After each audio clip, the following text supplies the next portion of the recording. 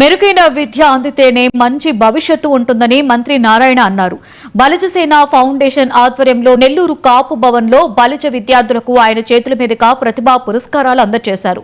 7 ఏళ్లుగా ప్రతిభా పురస్కారాలు అందిస్తున్న బలిజ సేవా సమితిని పాలు పంచుకున్న తులసి సీడ్స్ యాజమాన్యాన్ని ఈ సందర్భంగా అభినందించారు.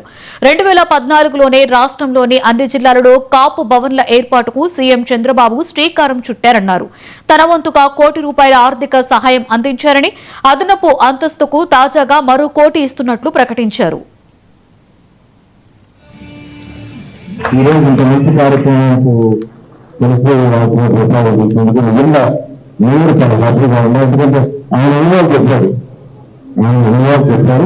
దానివల్ల ఫర్దర్గా ఎలా మల్టిప్లై అవుతుందో మెయిన్ ఏంటంటే వాడు చేసిన సహాయం మళ్ళీ 10 మందికి వాళ్ళు చేస్తున్నారు. కాబట్టి మీరు కూడా చేస్తూ మరొకసారి హోటల్ రవి గారిని ప్రత్యేక అభినందించి ఈ కార్యక్రమానికి వచ్చి అందరూ కూడా ధన్యవాదాలు పనిచేసి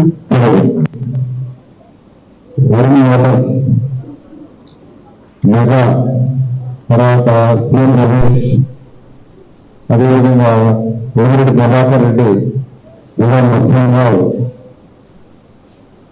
అదేవిధంగా డిఫరెంట్ ఆర్గనైజేషన్ చేసి వాళ్ళందరినీ సపోర్ట్ చేయమని గవర్నమెంట్ స్కూల్స్ ని ఇవాళ స్కూల్ కంటే బెటర్ గా మేము రిక్వెస్ట్ చేశాం.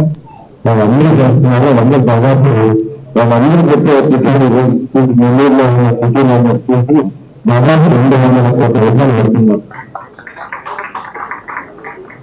ఈ రోజు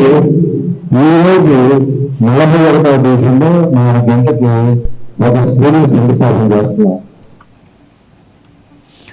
రెవెన్యూ